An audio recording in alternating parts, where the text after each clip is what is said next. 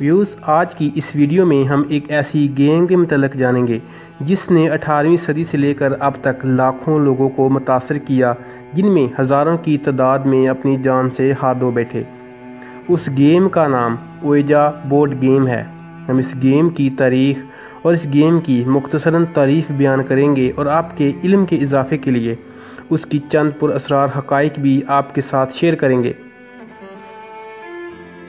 हमारा मकसद यहाँ इस गेम के मतलब तारीख़ बताकर आप तक इल्म पहुँचाना है, लेकिन इसके अलावा हमारा ये मकसद हरगज़ नहीं कि कोई इस गेम को खेलने को तरजीह दे।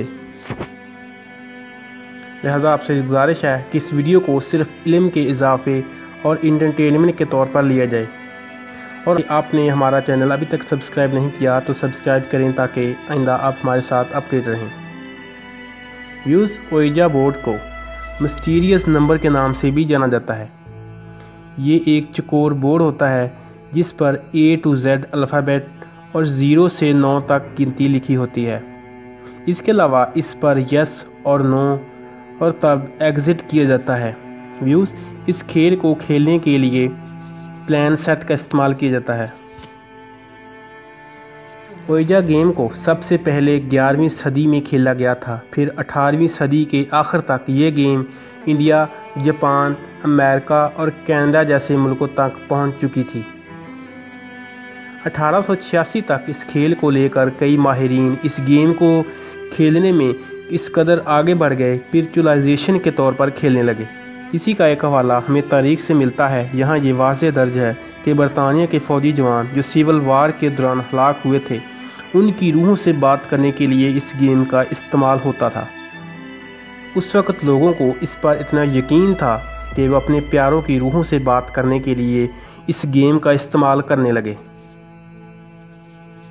वो मानते थे कि एक बार उनकी रूह जब इस बोर्ड पर आ जाती है तब वो लोग इस रूह से कोई भी सवाल पूछ सकते हैं और बोर्ड पर मौजूद प्लान सेट खुद ब खुद हिलने लगता है और रूहों से सवाल करने वाले लोगों को रूहों का दिया हुआ जवाब पहुंचाता है।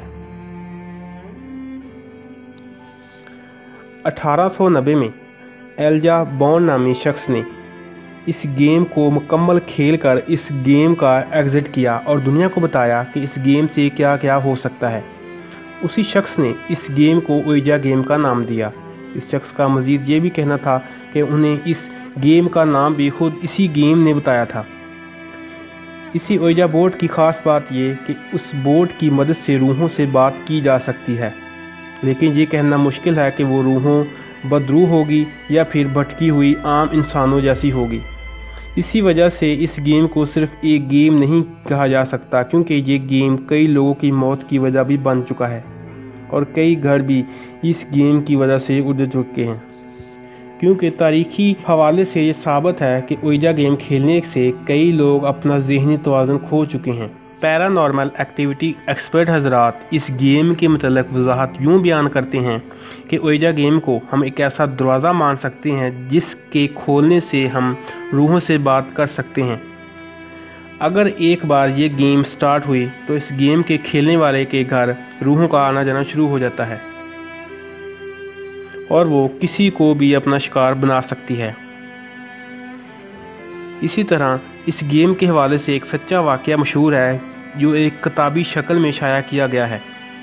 इसमें इस वाक़े को सारा बेकर एंशिएंट के नाम से जाना जाता है। किस्सा कुछ यूँ है कि सारा नामी लड़की टेक्सास में रहती थी। एक रात उसकी दो सहेलियाँ भी सारा के यहाँ रुकी थीं। तब सारा ने अपने दोस्तों के साथ ओएजा गेम खेलने का प्लान बनाया। उन्होंने कागज़ पर ओएजा गेम के अल्फ़ाबेट और नंबर्स तहरीर किए और प्लान सेट की बजाय ग्लास से इस गेम के ऊपर गेम खेलना स्टार्ट की और वहाँ मौजूद किसी भी रूह को सारा ललकारने लगी। तभी अचानक उनका ग्लास खुद ब खुद हिलने लगा और तीनों लड़कियों के सवालों के जवाब देने लगा। इसी दौरान सारा ने उस रूह से कोई अजीब सा मुज़क्काखेज़ सवाल कर दिया, जिससे सारा का सारा जिस्म अकड़ने लगा और उसके चेहरे के रंग भी उड़ने लगे। इसकी आवाज़ भी डरावने भूत की तरह भयानक हो गई।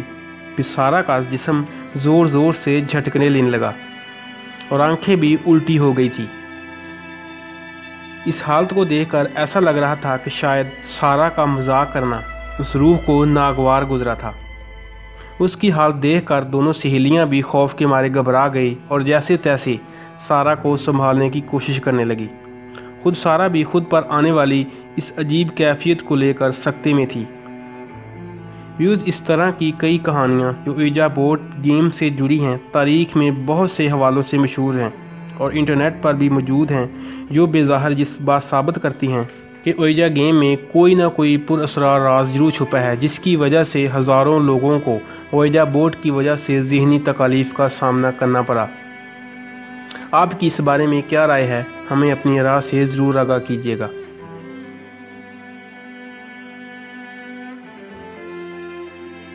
व्यूज़, ये थी आज की वीडियो। मैं उम्मीद करता हूँ आज की ये वीडियो आपको पसंद आई होगी। अपनी मोहब्बत का इज़हार कमेंट्स में करें। अगर वीडियो अच्छी लगी हो तो लाइक और शेयर करना मत भूलें। हम फिर मिलेंगे एक नई वीडियो के साथ। अपना ख्याल रखिए। अल्लाह हाफ़िज़।